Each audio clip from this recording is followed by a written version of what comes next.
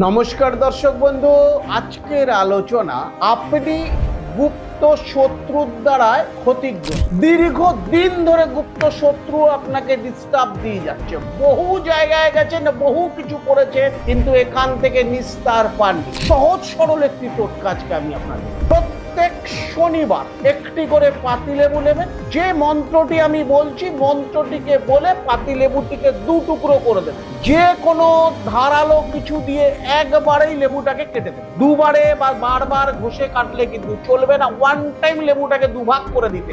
মন্ত্রটি বলছি, খাতা পেন থেকে একটু লিখে নিন। ওম হিং শ্রিং হিং চামুন্ডা দেবৈ নমঃ। এই মন্ত্রটি বলবেন।